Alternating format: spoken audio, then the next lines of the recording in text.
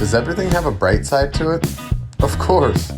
Doesn't always outweigh the negatives, but everything has a bright side to it.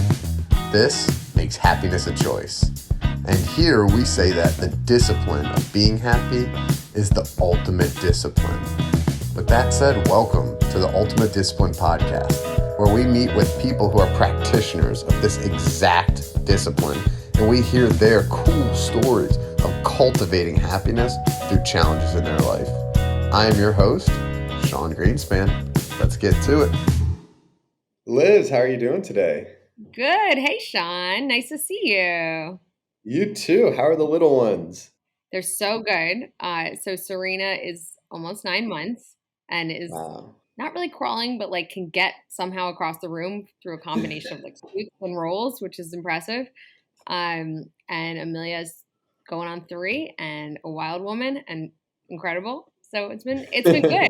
I say, it's hard having 2 kids and running a company, but it's like they are just such a source of joy. Yeah, I'm sure it's also, it's like one of those things that takes energy but gives you energy back, right? There definitely got to be that. That's cool. So a funny story, not to immediately go on a tangent, but this week my husband has had an offsite all week, and usually he takes our daughter to school in the mornings, and I hang at home with the baby.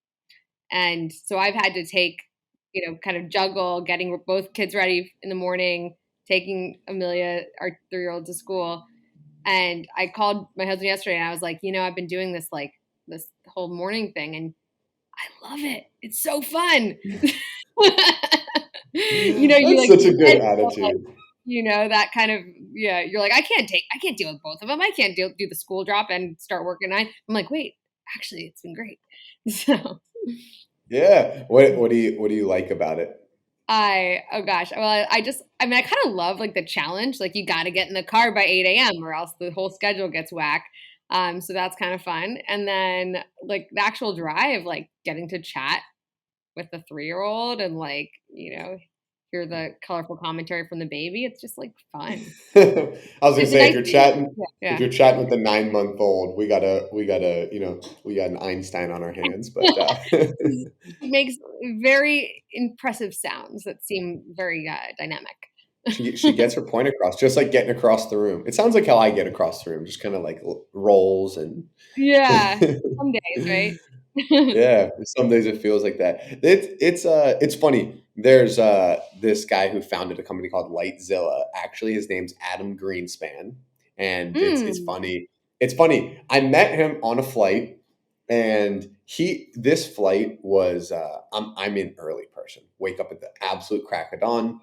Some people are like, how do you do it? Real simple. I just go to bed very early. This was a very late flight. I was like out of it. I was sleeping on the plane. I woke up and he dropped his ticket.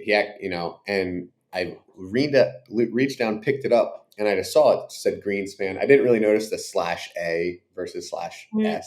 And I look at it and I lean forward like this and I put it in my back pocket and I go to sleep and he hits me on the arm and he goes, "What are you doing?" Not like he even needs a ticket, but it's just weird for me to like grab his ticket and pick it up. And I was like, I was just like, I don't know, like, it's just my ticket. So of course we started chatting and now we're good friends. But he has he told me once that when you're running a company, and even if you're not running a company, living life, so much of life is routine. So much of life is, I don't want to use the word like mundane task, but it's like, you got to, clean the house or take care of the house. You got to do things logistically or, hygiene, like things like that, that if you can't find love in those moments, it's going to be difficult to remain really happy. And, it's so cool because he said that. I hear you say it. And my favorite book is a book called The Way of the Peaceful Warrior. And they talk about that. There's no ordinary moments. And it's like, that's what it all is. Like the chance for you to spend time with your children and like, get them ready. Like you got to love that because you're going to be doing it a lot, It's so true. And like I think back on the times that I was the least happy in life. And it was like the times that I was doing the coolest variety of stuff, probably, versus like humans are drawn to routine. And I see it a lot with the children because if you we work so hard to set a routine for them. And then if you disrupt that routine, like they have a tantrum, they have a meltdown, like whatever it is, like there's like a human need for that, at least some level of consistency. Totally. That's really interesting. And when you said like too much variety, like was it that you were like biting off more than you can chew, or it was like you were doing so much like random stuff you weren't like being able to like bring all your awareness and like mastery to like certain things? I Somewhere in between. So the period that immediately jumped to mind was, so before I started Exuberancy, I started a company with one of my best friends called the Holiday Lighting Pros of Seattle. I don't know if you know, I've chatted about it. It's a Christmas lighting company based in Seattle, Washington, that I started when I was Nice. 22. And it was Still like, running? yeah, still exists. It was such a cool opportunity to like just get a small business off the ground. There was a couple that ran the Christmas light professionals of San Francisco that I met and was super inspired by, and they sort of mentored me and my co-founder Reeves into starting our version. But during part of the allure of that business was it was seasonal. So like September through January, you just like crush work around the clock, and then you have flexibility. Hopefully, if you had a profitable season, to do kind of whatever you want in the off season. And so I did this Yeah. combination of like running myself into the ground in the fall and the winter, and then in the off seasons, I traveled to Africa for a few months and worked for a friend's nonprofit. I did a whirlwind 3 months in South America. I worked for various film Amazing. festivals, like really cool stuff and stuff that still like inspires me to this day. And yet the actual like living of that was really hard because like my relationships were um really scattered, and my Yeah. stuff was like literally at my parents' house and like in Seattle in my friend's parents' house. But like everything, there was just no, it frankly is what launched the exuberancy journey. Like realizing that a return to rituals and like investment in feeling whole was actually something I'd overlooked during that like adventurous period. Wow. That's I appreciate you sharing it. First of all, congrats on starting it successfully enough that you can take those times, because those are experiences that, are super rare to be able to travel somewhere for months at a time. But that really resonates with me, Liz. So I don't know if you know that I live completely remotely, right? So Yes, I want to hear more about it though. yeah, well, I spent the last 3 months in Europe, and I just got back on Friday, and I leave on Friday actually for Washington State. We're going to Leavenworth though. We like small towns, Cool. Love it. and I will say Europe was amazing. I mean, we were in Scotland in the summer, so we got to like see all the beauty there. Most of the time was in Italy, the mountains, the sea, like food. It's amazing. But we definitely realized that, living in a place for a week or two and then moving and like, meeting new people is awesome. Seeing new things is awesome.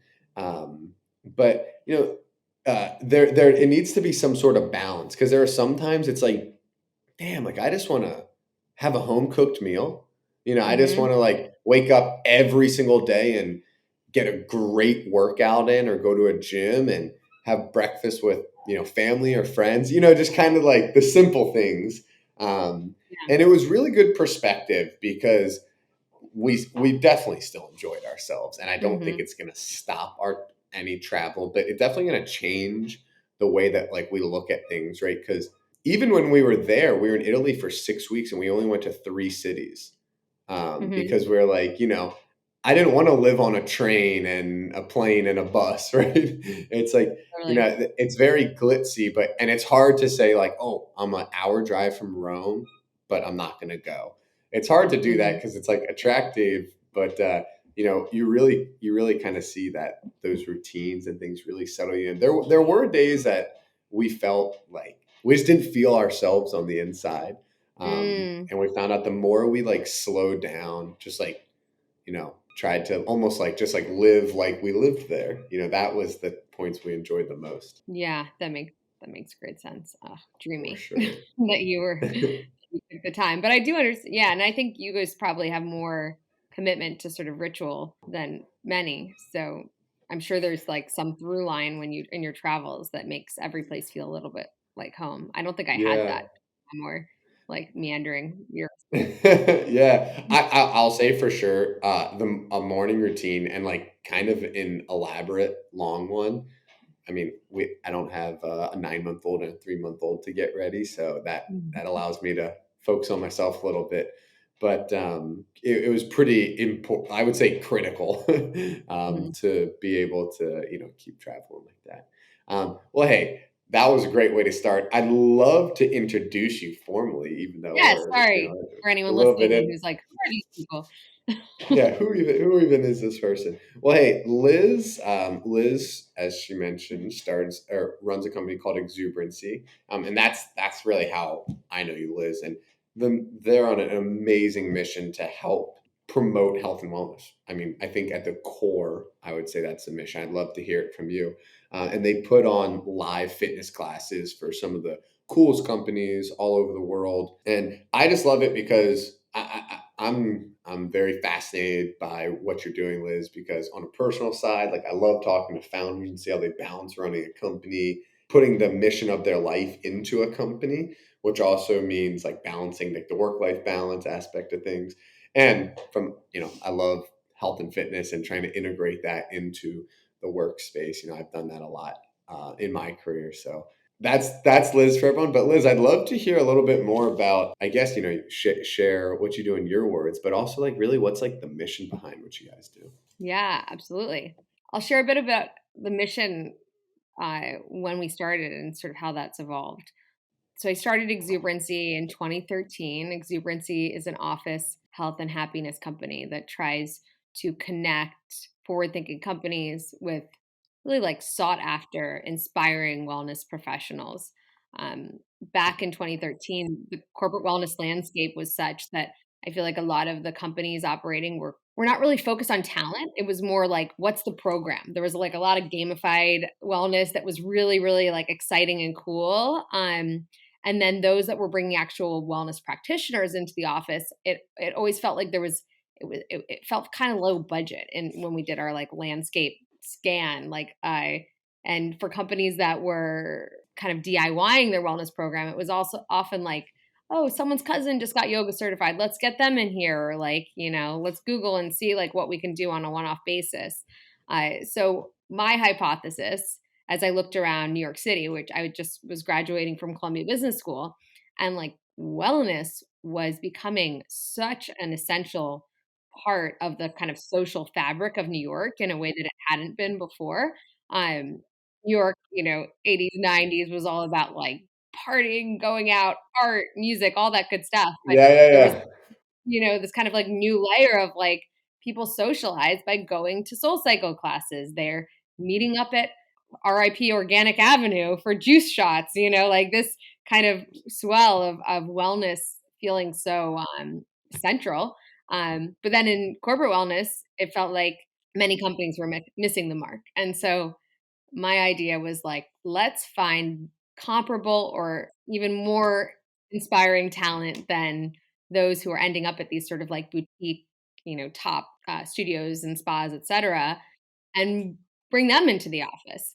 And I think that really landed for a lot of companies in the early days. And we came in and offered, really, really flexible contracts and really good pay for our wellness pros. And the alchemy just kind of worked. And so we got a lot of really good early traction with all sorts of tech companies and other firms. And yeah, here we are almost 10 years later and going strong. That's amazing. I'm gonna ask you the weirdest question you're probably not expecting. What made you choose the word alchemy there? That word has shown up in my life a lot in the Oh, last few really? weeks, and I take that as like little signs. Yeah, I love the term because I think it speaks to um, collaboration with like a dash of magic, you know? Yeah, yeah, Uh, yeah. and that really feels like why I've been so lucky to have helped create something that works.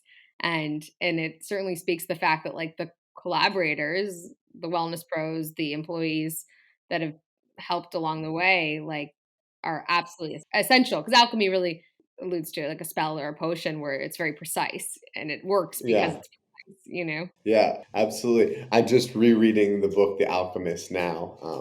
which I have And actually not read, despite my no, strong thoughts on the word alchemy.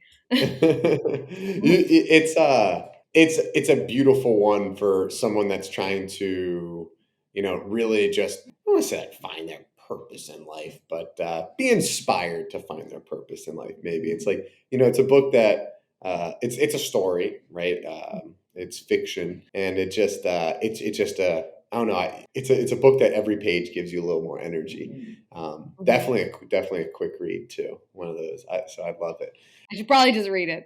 I've certainly heard about it. I will say definitely a book that can be listened to and Mm. listened to maybe on like 1.5 or 2x speed. I can't do that. My husband loves the fast forward. I like to really like marinate, and but I love audiobooks. I'm all in. Yeah, I usually don't listen to books or watch TV or listen to anything to go to sleep. Sometimes I do, and I've been listening to Green Lights by Matthew McConaughey, and it's like storytelling, and it's funny because I'm trying to go to sleep. I actually listen to it at point 0.8 speed because I just like the slow, drawn out Mm-mm. words, like just calm me down. Is And it his voice lulling you to sleep? oh yeah, his storytelling ability is top notch. But like stories like I guess The Alchemist could definitely just be cranked out with an audiobook. But some of like more self help books or I've been reading a lot about like neuroscience. I'm obsessed right now with flow and Mm, how to get into the flow state, how to extend the flow state, how to kind of manufacture the flow state. And I was really looking into it and reading, and a lot of it's just hearsay, which I'm all about. I'm all about practitioners just talking about their experience. But after a while, if you really want to look into it, you kind of need to understand like the foundation. And there's this book, yeah. The Art of Impossible by Stephen Kotler, that really dives into Mhm, like the neuroscience behind like, okay, what chemical blend is flow? How do we get mhm, there? How do we like systematically create flow? Some people, crazy enough, do it naturally, but mhm. that's like a really good book. And I tried to listen to it, and I just need to buy the book because it's almost like a textbook in some ways. Yeah, you need to, like, um, mark up the yeah, margins. need notes. I'm not smart enough to just like hear this all and just digest it. Going back to kind of like your mission, I love how it's around, like fitness and wellness, and I found that people in that space also have like a hustle to them. It's Mhm. like obviously fitness and wellness is important with you. How's it been trying to balance your own fitness and wellness routine with kids now? I'm very Yeah. curious about that. It's a little I mean, it's humbling. But it's, I feel like one thing about exuberancy is that I didn't come to the company as the fittest, wellest person. I came as like the person who was like, "Oh my gosh, I need to be inspired. I need, routines that are gonna hold me accountable." Um, and so I continue to like learn from our practitioners, learn from my colleagues, because as you can imagine, we attract employees that are extremely conscious about their own wellness Yeah, and well-being, so they're constantly inspiring me. And so, I have some kind of tent poles of well-being like well-being practices that are in place. Like I used to meditate daily. I used to do transcendental meditation. Now I meditate with my team on Mondays, and that might be my only meditation session in the week, but it's okay for now, yeah. recognize that it's not my ideal, prescription. And then, what? I've been thinking so much, and I know this, I'm sure, plays into like many of the conversations you've had, but about how like social interaction is so important to my well being. And so during COVID, I moved to the burbs. So I'm in like a town where I'm making awesome friends, but they're new friends. And a lot of my old people are in New York City. I'm in a town called Tuxedo Park. And so to be like very intentional about it's so hard to carve out the time to like do something for myself. So be intentional about how do I make that time count. And so it's cliche, moves to the suburbs, starts playing tennis, but that's been my one of my lifelines has been scheduling playing tennis with other people I've met around here so then I can like actually feel like I'm connecting with community and I'm getting a workout in, which is like awesome. Yeah, in our little banter before we were talking about community.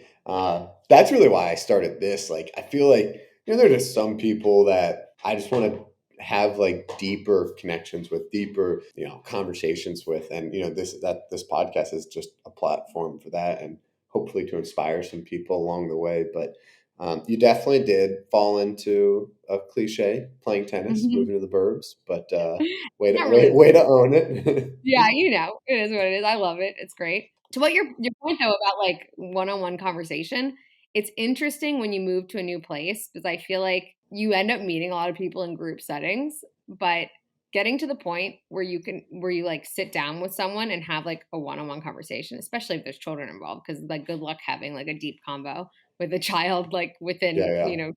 40 feet of you. But it's been interesting. I'm like, with so many new people I'm meeting, I'm like, when are we gonna get to the point where we get to like sit down? And I want to like know, I want to have this conversation with like Yeah. every new person. It's such a luxury, and Yeah. Start a podcast. really, I'm gonna start the Tuxedo Park podcast. Yeah. No, it's true though. Like I went to in work, it's very common too. I went to a conference a couple months ago. Wow. And met a ton of people. Great 4-minute conversations, as good as a 4-minute conversation can be. And Hmm. like, some of these people, I was just like I just want to, like hear more about that. I want to like ask more questions, learn from you, hopefully share something that you can learn from. And Hmm. it's like you're of course you're not gonna be able to do that with everyone. And it's just funny the way our brains work.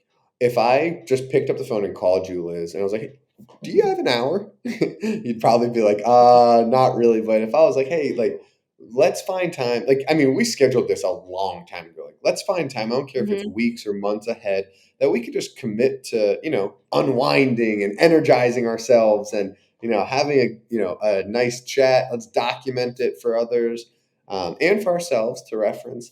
Like when you schedule something, you really put your intention behind it, as you were alluding to before.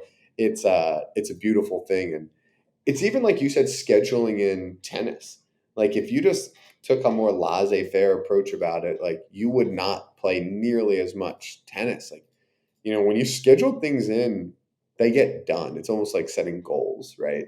Um, and that, I think that's one of the beauties too. It's just a little formality to these conversations, Yeah. um, allows people to bring that, that energy forward.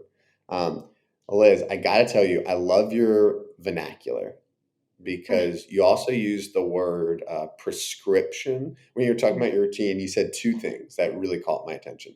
You use the word prescription, which is amazing, because meditation, eating well, exercise, community, those should be prescriptions that people take and trust, like whatever they see on a medicine bottle, Hmm.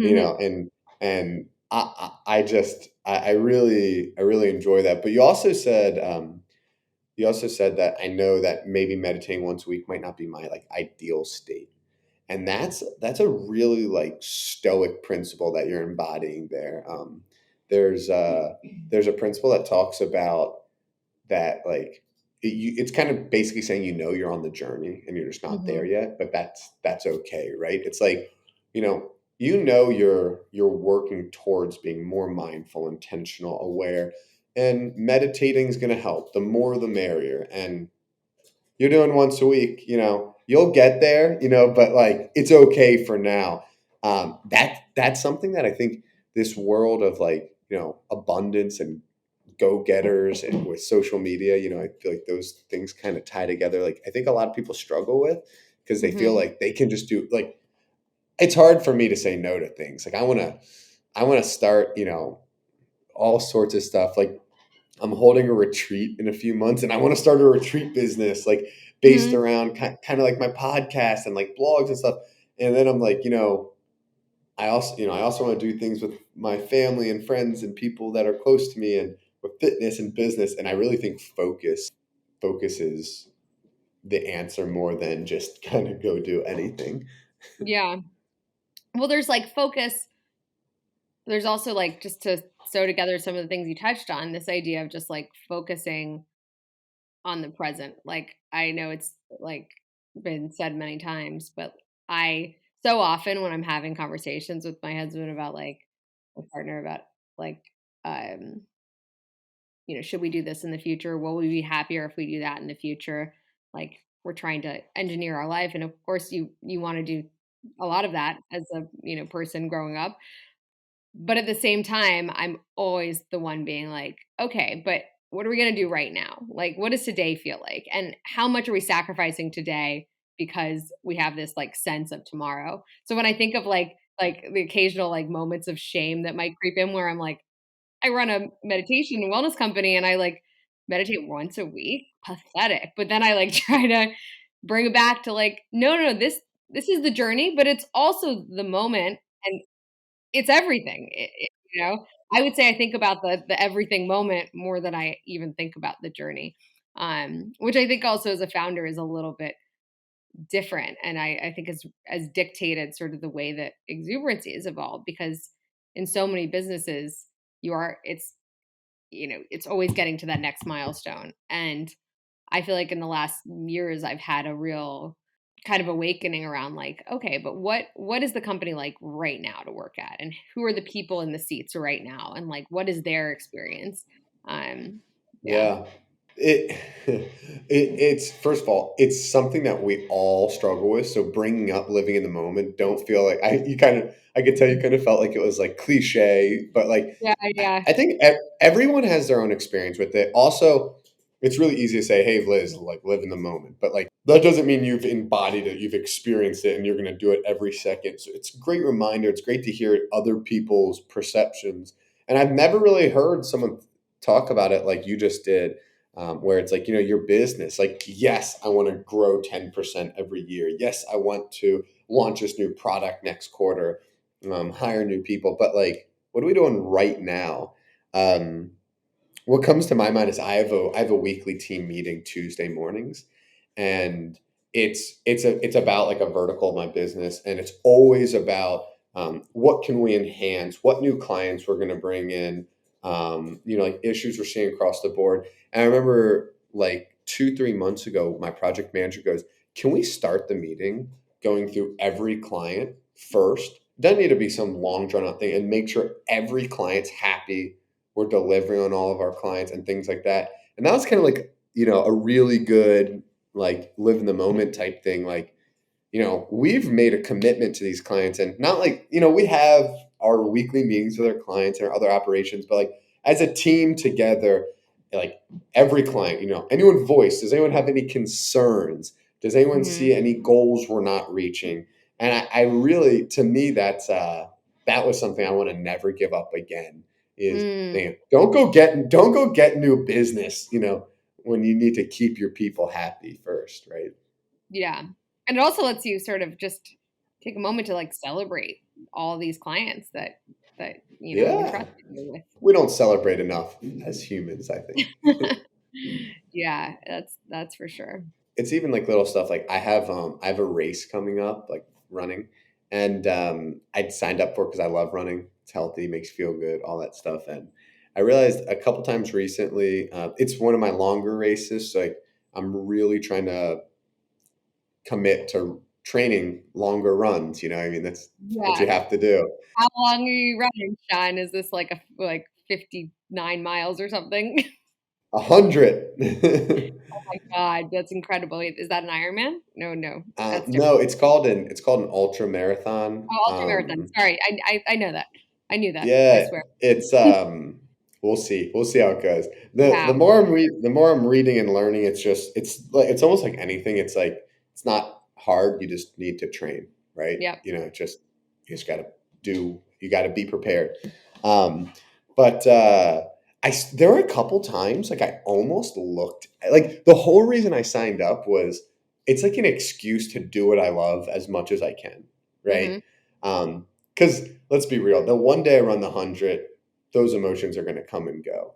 But the 6 months of training for it, that's life. You're living, and like this is the best excuse ever to tell myself, to tell other people, hey, no, I can't do that. I got to go run because I love running. Like, and I started looking at some of these like runs. Like some days I was like, oh, like I'm trying to run. Like that's a lot of time. I don't feel like it, whatever. And I was like, you know, I really have to check myself because I'm like, no, this is something you should celebrate. Like you're physically able to, like, that's a huge celebration. Not Yeah.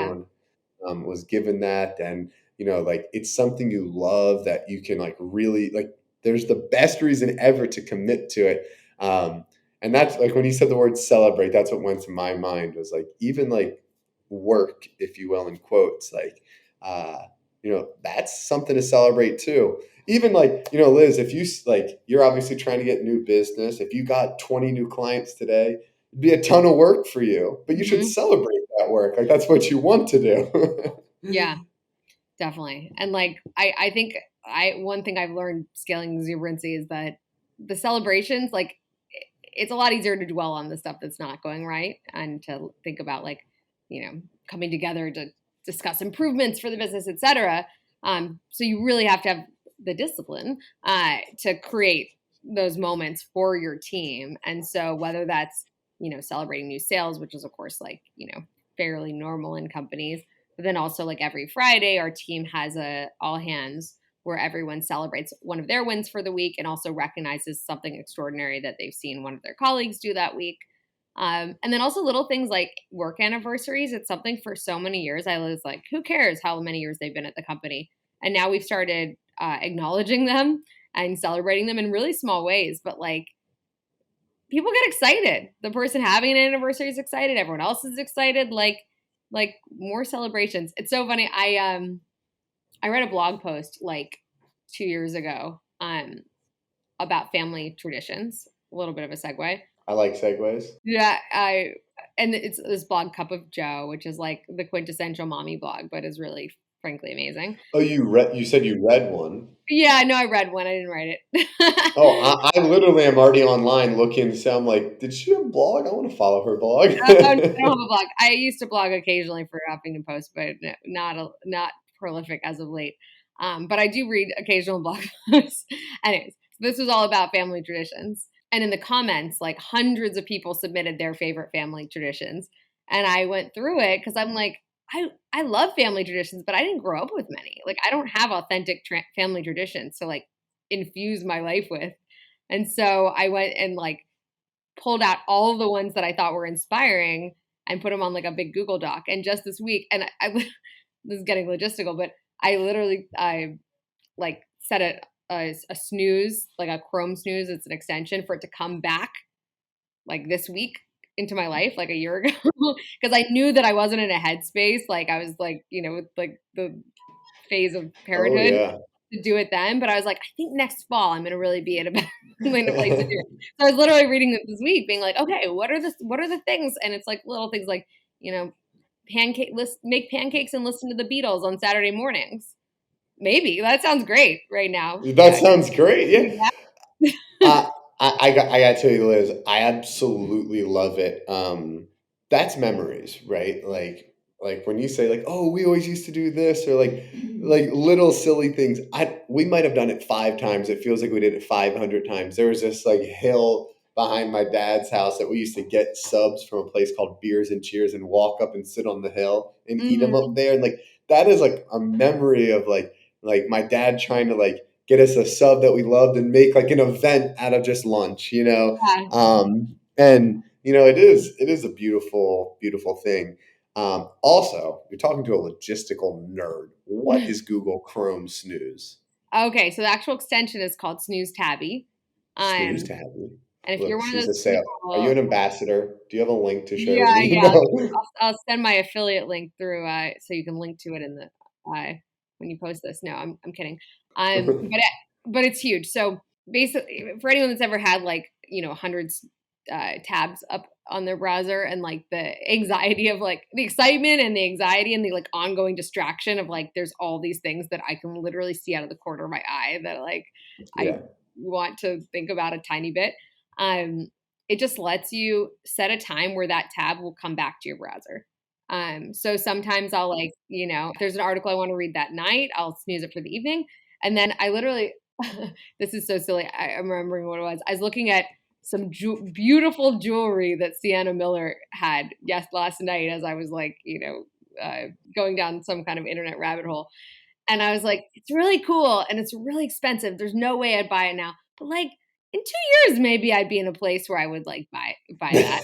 Literally like snooze the tab for 2 years from now, being like, maybe I'll be like super rich and like my style will have evolved to a place where I'll have the confidence to buy this like rock and roll jewelry. We'll see. Hey, it's funny. You're manifesting that future. Liz, I had an email that came to me on January 1st last year that said, congratulations on making $1 million this year. Mm, That I sent to myself like 2 years ago. And I didn't, but I had the biggest year of my life. And I yeah, 100% think that energy that you put out, comes back. And, totally. that tab's going to come up and I bet you're going to be in a position to buy it. And then you're either going to buy it or say, hey, my needs have changed and I'm going to get something for someone else or, whatever it is. Yeah. But I love that. I've been trying to get away from what I do. I just schedule emails to myself, Oh yeah.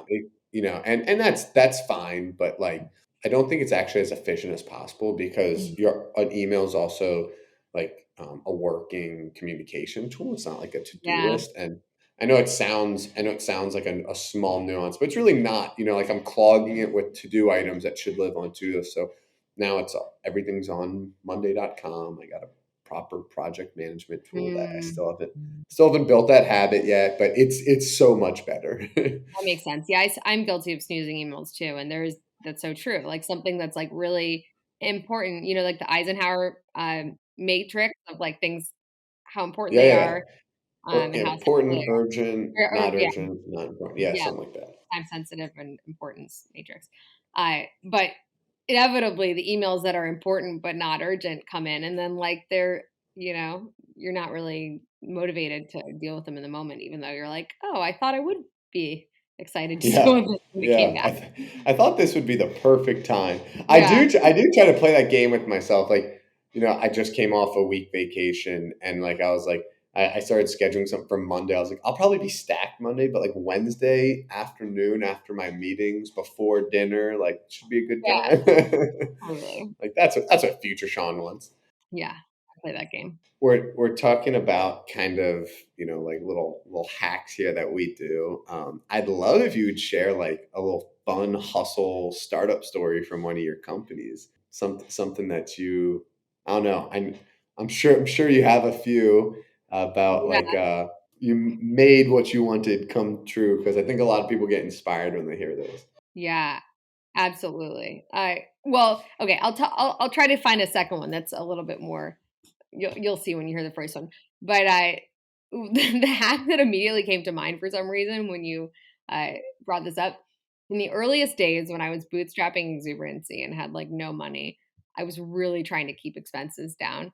And so the big hack that I found was that if you go to Chipotle and you get a taco, one taco, you can get every single topping, including beans and a protein.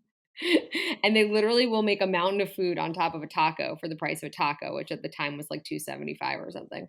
Um, Hell yeah! yeah, so that was like a I'm going to test that one out right when we hang up. good luck. Oh, and if you really are, or if you're just trying to get calories in and you're not thinking as much about the nutritional profile, if you ask for a tortilla on the side, like an extra tortilla on the side, they'll give you a big burritos tortilla also for the Yeah, taco. So, anyways, there's that's huge. that is huge. Yeah. Um, Hey, $2 lunch, keep things going. exactly. I guess advice for entrepreneurs, like hustly advice, certainly just like get out and sell and like um the people will believe that the company is what you tell them it is. So if you go out and say, "Oh, well, it's a new company, we're just figuring this out," that's what they'll take away. If you come out and say, like, "Here's the vision, here's what's available," like there were so many times that I didn't have things fully buttoned up on the back end, but was out there and was learning what my customers needed. And once I learned, I wasn't gonna say that we couldn't do it if I thought that we could. And one example is one of my first exuberancy clients, I had requested Pilates classes and I hadn't actually like onboarded any Pilates instructors to work with exuberancy. But I was like, I'm sure I can figure it out. So I sold one of our first clients a weekly Pilates class, but they were like extremely price sensitive. So I believe I sold it for like $65 a class or something. And then I couldn't find a great Pilates teacher available during that time slot that they demanded. For less for less than $70 a class. So I just was like, okay, well, you know what? We're just going to make it work, and I'm going to lose $5 every week. But at least I can say that I have this client and I'm testing the experience of Yeah, yeah, how do people react yeah. in office Pilates. So, I love it. And it's that balance of like, you want to obviously you want to fulfill things for your clients, but there are points, whether it's when you're starting, whether you're trying to grow, add new product services, you are at some point going to need to sell something that's a little bit outside your comfort zone. Maybe it's something you've never done, maybe it's something you've only tested, never done at scale. That's how things work. That's how Apple was built, right? Mhm. Steve Jobs was selling things that that weren't even built yet, just ideas, because he had faith that they were going to build them. And he was committed to it, like and they delivered. And I think that's really important for people to understand, and really digest both sides of the coin. Mhm. That you do need to be high integrity and deliver, and be willing to hustle and be creative to find a solution, but also be courageous enough to like sell the idea and fill it on the back end. Yeah. It's like that combo platter. I've had a lot of friends that are interested in starting businesses, and they look at it like, oh my God, like I would need a whole team to do that and train the team before I can even sell it. It's like, or maybe sell it with like a long lead window to when you get started, right? Mhm. They're talking about selling like software, like development services. Maybe it's like we sell and we don't get started for 6 weeks, and that's your buffer time, right? Yeah, Or you're right. you know, Totally. whatever, and things like that just help so much with confidence. I appreciate you being humble enough to share some of those stories, because obviously they've got you to a good place now, Liz. Thank you. Yeah. And yeah, I thank you so much with two kids, especially your husband on an offsite. I think this is a thanks is definitely due to making the time to connect with me today. Well, we scheduled it, so it happened, and I'm thrilled that we got to chat. Hey, thank you for watching today's episode. If you got something out of this, it would mean so much if you could just take a second and give us a rating on whatever platform you're watching it on. And it would mean so much to the world if you could just find one person that you think this message resonates with, and you can share that with them. Thank you so much for your support. Looking forward to share the next episode with you.